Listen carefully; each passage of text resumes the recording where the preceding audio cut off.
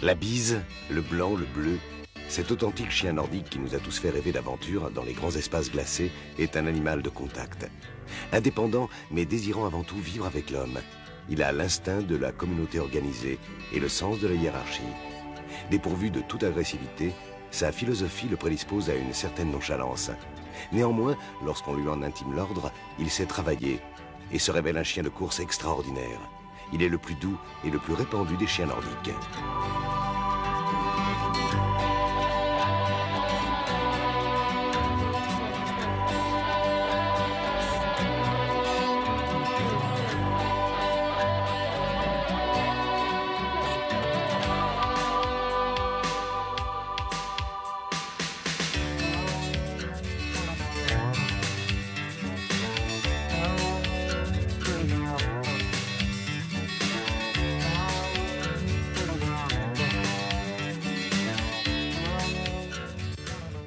Le husky de Sibérie, c'est un chien extraordinaire. C'est un chien extraordinaire par sa beauté, par ses yeux, par son comportement qui peut se révéler très attractif, malheureusement trop attractif, et très souvent les gens font l'acquisition de husky sans trop savoir où ils vont et se rendent compte que c'est pas forcément un chien qui leur est adapté.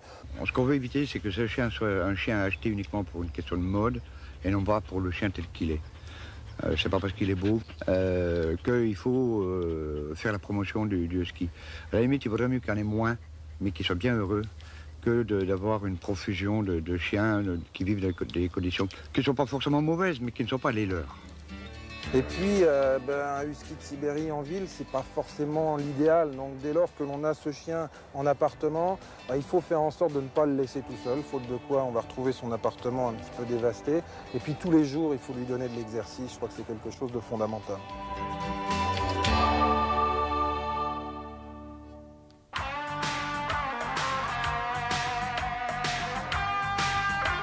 Le husky sibérien est donc un chien de trait, de taille moyenne à la démarche légère et vive, dégagé et élégant dans ses allures.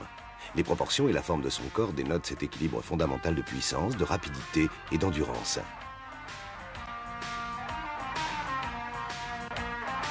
La tête est proportionnée au corps, le sommet légèrement arrondi. À partir du stop bien marqué, le crâne a la même longueur que le museau, qui n'est ni pointu ni carré. Le chanfrein est droit, les lèvres bien pigmentées et les incisives s'adaptent en ciseaux. Les oreilles sont triangulaires, rapprochées et attachées haut sur la tête, garnies d'une bonne fourrure. Elles sont portées bien droites jusqu'à l'extrémité sensiblement arrondie. Les yeux en amande sont disposés très légèrement en oblique. Ils peuvent être de couleur marron, bleu ou vairon. L'expression est vive et intéressée. Le cou est galbé, porté fièrement dressé quand le chien est en station debout. Au trot, l'encolure s'étend de sorte que la tête est portée légèrement en avant.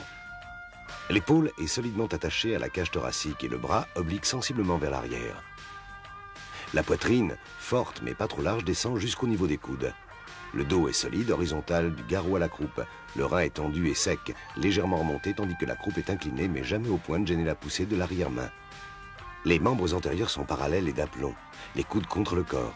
La longueur du coude au sol est légèrement supérieure à la distance du coude au garrot. Les membres postérieurs sont parallèles, avec des cuisses bien gigotées et puissantes, les gracets bien angulés, le jarret bien descendu. Les pieds sont compacts et bien garnis de poils entre les doigts, les coussinets sont durs et d'une bonne épaisseur. La queue bien fournie, à la forme de la queue en brosse du renard. Elle est attachée juste en dessous de la ligne du dos, en une courbure gracieuse. Quand le chien est attentif, elle est portée haut, mais ni déviée, ni trop enroulée sur le dos. Le poil du husky de Sibérie est double et de longueur moyenne. Le sous-poil est doux et dense. Le poil de couverture est raide et légèrement couché, jamais dur ni hirsute. Toutes les couleurs sont admises, du noir au blanc pur. Les origines du husky, elles remontent à plusieurs millénaires, puisqu'on a des traces de husky autour du lac Baïkal, là où vivait la tribu des Chuchki en Sibérie, il y a de cela 4000 ans, mais il a fallu attendre simplement le début de notre siècle, dans les années 1910-1912, pour que ce chien gagne l'Occident par l'intermédiaire de l'Alaska et participe à ses premières courses de chiens de traîneau, où à l'époque ce fut une révolution parce que le husky sibérien était de loin le plus rapide des chiens qu'on trouvait dans les compétitions. Bon, il y a l'histoire de la course au sérum qui est fort connue. Durant l'hiver 1925, une épidémie de diphtérie sévit à Nome en Alaska. Les enfants meurent. Les conditions climatiques empêchent l'acheminement du sérum par voie aérienne. On fait appel à une vingtaine d'équipages pour se relayer depuis la dernière gare. Environ 1000 km. Ces pas-là en parcourent plus de 500 par moins 45 et entrent dans l'histoire en permettant au sérum d'arriver en 5 jours. Ce qui a été quand même une belle leçon pour la mécanique moderne. Et ce n'est que quelques décennies plus tard, dans les années 1930-1935, que ce chien a gagné l'Europe pour finalement en venir à se développer simplement depuis 1975. Donc c'est une race qui a une histoire brève, relativement jeune, même si actuellement on essaye de réintroduire des huskies en Sibérie, dans le berceau originel, puisque là-bas la révolution d'octobre avait fait un petit peu disparaître toute notion de race et qu'on ne trouve plus de huskies de Sibérie autour du lac Baïkal.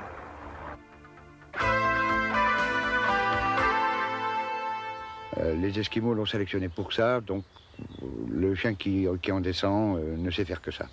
C'est un chien de trait, pas de très lourd parce que c'est un chien qui est quand même relativement léger, donc c'est pas le chien qui va porter à la maison, c'est des charges plutôt moyennes, plutôt modérées, et c'est un chien d'assez longue distance, très résistant, difficile à crever.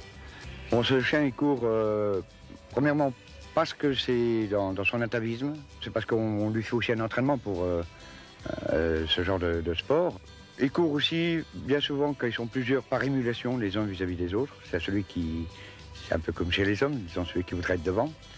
Et je dirais que la quatrième partie, qui est peut-être l'une des parties les plus agréables quand on court, c'est que bien souvent les chiens courent pour le musher, le conducteur de traîneau.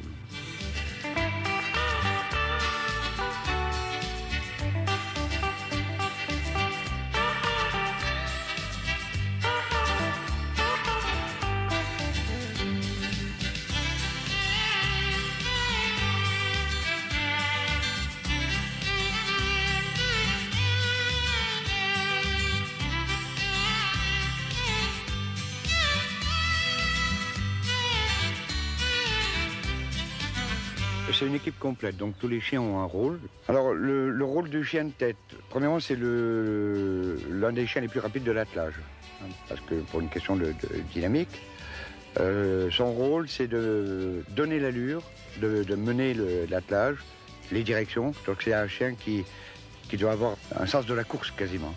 C'est un chien qui est des fois tacticien. En général c'est un chien qui est plutôt dominé. Et quand vous avez des attelages de 8 ou 10 chiens et que vous en avez 8 derrière vous, il faut quand même une certaine force de caractère et une bonne stabilité. Et c'est rarement le cas d'un dominant, parce qu'il n'aime pas tourner les dos à ses concurrents éventuels, donc il est presque toujours à l'arrière du traîneau. Les autres chiens qui sont aussi très importants, et qu'il faut bien choisir, c'est ce qu'on appelle les wheels. C'est les chiens qui sont juste le plus près du traîneau, parce que c'est eux qui vont corriger toutes les dérapages, toutes les erreurs. Donc ce sont les chiens qui doivent être très, très solides. C'est en général les plus puissants de l'attelage. Donc c'est d'ailleurs très souvent des mâles, alors qu'en chien de tête on a souvent des femelles, parce qu'on leur demande énormément de puissance et d'avoir un très bon coup de rein.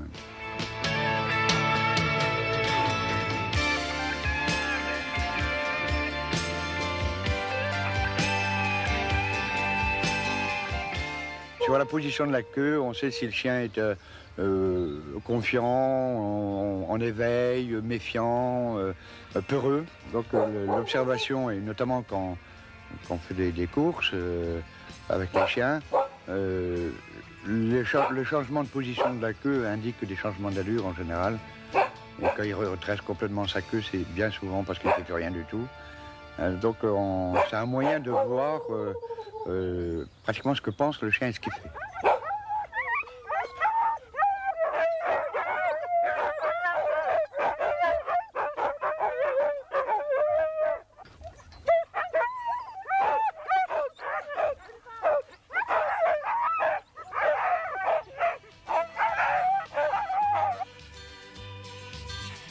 D'abord, les courses commencent par des entraînements. Donc c'est la mise en condition physique du chien. Ça veut dire passer énormément de temps pour mettre les chiens en condition. On commence au début septembre, alors que les premières courses sur neige ne sont que vers fin décembre. 3, 4, 5 fois par semaine. Entraînement qui consiste d'abord à faire ce qu'on appelle une musculation, c'est-à-dire la mise en condition physique, donc des charges relativement lourdes à des allures pas élevées, ça n'a pas d'importance l'allure, pour en arriver à faire de la vitesse, mais vraiment que dans les 3 ou 4 dernières semaines, quand le chien est en parfaite condition physique.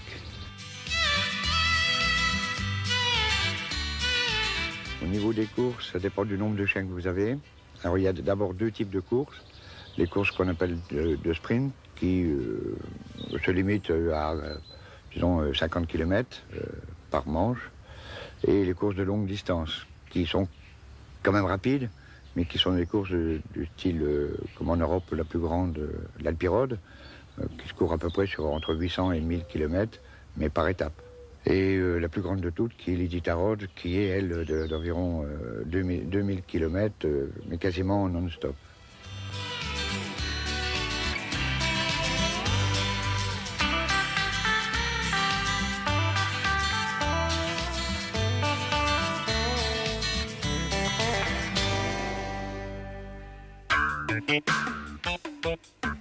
Le husky sibérien est un chien très rustique. C'est un chien que finalement on connaît en termes d'élevage depuis suffisamment peu de temps pour que la pression de sélection n'ait pas été telle qu'elle fasse apparaître un certain nombre de problèmes comme la dysplasie de la hanche ou certaines anomalies héréditaires. Donc c'est un chien rustique qui, lorsqu'on en fait l'acquisition, bien nécessite comme tous les chiens qu'on le vermifuge et qu'on le vaccine convenablement en allant chez son vétérinaire, qui ensuite ne présente pratiquement jamais de problèmes de croissance, si l'on prend soin normalement de l'animal, et qui ensuite à l'âge adulte peut développer un problème pathologique tout à fait spécifique, qui est ce qu'on appelle la carence en zinc. Et dès lors que l'animal va présenter ce problème de carence, donc d'insuffisance d'apport ou de digestion du zinc, vont apparaître au niveau du pourtour des yeux, au niveau du pourtour des lèvres, au niveau du nez également, des zones de dépilation, le poil s'en va, la peau devient rose et puis des croûtes apparaissent. C'est quelque chose qui se soigne très bien en apportant du zinc dans l'alimentation, mais qui va ensuite nécessiter un traitement qui, s'il est simple, va devoir être quotidien toute la vie de l'animal. Une petite particularité du husky en période hivernale, c'est ce que les Américains appellent le snow nose, c'est-à-dire que du jour au lendemain, la truffe va se mettre à se dépigmenter, elle va virer du noir au rouge puis au rose. C'est quelque chose de tout à fait normal. Dès que l'hiver disparaît, elle redevient noire. Donc rien d'inquiétant là-dedans, c'est tout à fait physiologique, mais c'est vrai que ça inquiète parfois beaucoup les propriétaires. Les yeux peuvent également constituer une source de problème chez le husky, en particulier lorsque ceux-ci ont les yeux clairs et qu'on les emmène à la neige lorsqu'il fait très beau. C'est la réverbération du soleil sur cette neige qui fait que ces yeux un petit peu fragilisés par leur couleur claire vont être une source de problème. Lorsqu'on se lance dans la pratique sportive avec son husky, il faut être conscient qu'il y a un certain nombre de petits problèmes pathologiques qui sont très spécifiques aux chiens de traîneau et en l'occurrence au husky. Le premier d'entre eux concerne les pattes. On a coutume de dire pas de pattes, pas de chien chez les Esquimaux. Les pattes, en particulier les coussinets, les espaces interdigités, sont des éléments dont il faut prendre soin. Il faut en prendre soin en graissant les pattes avant chaque entraînement. Autre problème que l'on peut rencontrer dans le domaine de la course, ce sont les problèmes de diarrhée. Dès lors que l'on court, il y a ce que l'on appelle un effet stress, que tous les marathoniens et que tous les coureurs connaissent bien, qui font que cela peut déclencher une petite diarrhée qui, au demeurant, n'est jamais grave, mais qui impose d'être prévenu.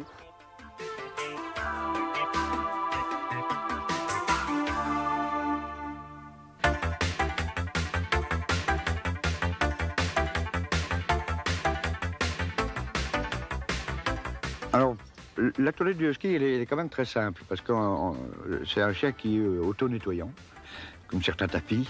Donc, il n'y a pas de toilettage, il n'y a aucun entretien. Le seul qu'on ait, c'est que 2 fois par an, ces animaux à fourrure muent assez fortement, et il faut donc les brosser pour enlever ce qu'on appelle les poils de mue. Mais par ailleurs, il n'y a aucun entretien. C'est un chien parfaitement rustique qui ne pose aucun problème du point de vue santé ni entretien.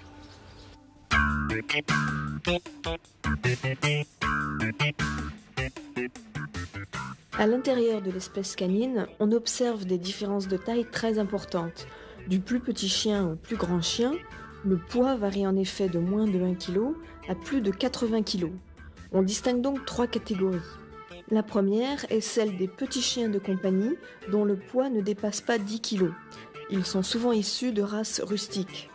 À l'opposé, on trouve les grands chiens de plus de 25 kg. Ces chiens ont une croissance longue et délicate et une fois adultes, ils vieillissent ensuite plus rapidement que les petits chiens. Entre ces deux extrêmes, nous trouvons les chiens moyens de 11 à 25 kg. Ce sont des chiens de compagnie ou des chiens d'utilité, bien équilibrés dans leur croissance et qui posent en général peu de problèmes d'alimentation.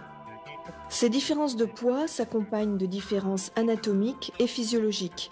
Compte tenu de son poids, le husky appartient évidemment à cette dernière catégorie.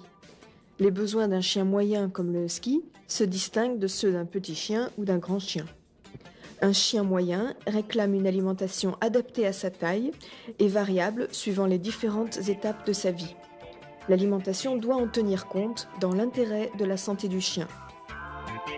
Une des principales caractéristiques physiologiques du husky de Sibérie, c'est sa faible aptitude à la digestion des amidons. Ce qui veut dire que dès lors que l'on va donner trop de glucides, trop d'amidons, trop de sucre à ce chien, eh bien on va déclencher des diarrhées. Donc dès la naissance, dès le plus jeune âge, il est nécessaire de se tourner vers des aliments qui vont être enrichis en protéines, qui vont être enrichis en matières grasses pour lui amener son énergie, qui vont être des aliments complets et relativement denses au plan énergétique, d'une manière générale des aliments secs, c'est ce qui pose le moins de problèmes de diarrhée dans ce type de race. Et puis petit à petit, eh bien, on va adapter cet aliment à l'état physiologique du chien. Les chiens moyens sont des chiens précoces. La croissance du chiot est relativement courte et la taille adulte est atteinte entre 12 et 14 mois. Le poids de naissance est alors multiplié par 40 voire 60. Il est important de bien ajuster les apports nutritionnels aux besoins réels du chiot, sous peine de favoriser une prise de poids excessive en croissance. Sinon, on le prédispose à souffrir d'obésité plus tard. Le mieux est d'utiliser un aliment complet pour chiots de race moyenne, hautement digestible et contenant tout le calcium, le phosphore et les vitamines nécessaires. Lorsqu'on utilise ce type d'aliment, les supplémentations minérales et vitaminiques sont superflues, voire dangereuses. Et puis lorsqu'il devient adulte, eh bien l'idéal, même si on a un chien qui reste au repos, c'est d'utiliser des aliments spécialisés pour le chien de sport, car ces aliments contiennent au minimum 35% de protéines et 20% de matières grasses, et donc répondent parfaitement aux caractéristiques digestives du husky. Alors lorsque le chien ne court pas, eh bien on donnera cet aliment en faible quantité. Et à ce sujet, il faut savoir qu'un husky est un chien qui, à poids égal, a un besoin énergétique, donc un besoin d'aliments qui est grosso modo 2 fois moindre à celui d'une autre race de chien. Et dès lors que l'on va entraîner, faire courir ce chien, on va augmenter graduellement les doses de façon à ce que son poids corporel reste stable. Les chiens de format moyen dépassent rarement l'âge de 10 ans. Vers l'âge de 7 ans, le vieillissement s'accélère déjà. Le comportement devient moins dynamique, des douleurs articulaires apparaissent, le poil est plus terne. Sur le plan digestif, l'appétit baisse, le transit se ralentit et les aliments sont de moins en moins bien assimilés. À partir de cet âge, il devient donc important de proposer un aliment très appétant qui contienne des ingrédients spécialement choisis pour être bien tolérés par des chiens dont les capacités digestives diminuent. Par exemple, certaines huiles, telles que l'huile de bourrache, aident à conserver un poil brillant. Et pour tenter de freiner le vieillissement, l'aliment devra aussi posséder un niveau de phosphore réduit pour protéger les reins. Il devra enfin contenir des vitamines C et E pour lutter contre les dégénérescences cellulaires.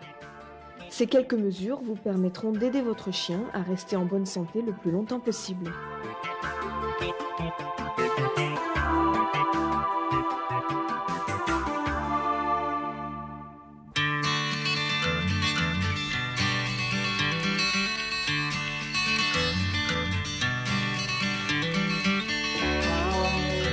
Un peu chat, un peu loup, le husky attire par sa beauté glacée. Mais n'oubliez pas que l'injustice lui est insupportable et qu'il ne faut pas le laisser seul en appartement. Cela ne lui convient vraiment pas. Plus qu'un traîneau, il lui faut un maître patient, compréhensif, suffisamment à l'écoute de ses désirs. Sachez le garder tel quel, sans espérer pouvoir le changer, et il sera pour vous un formidable compagnon.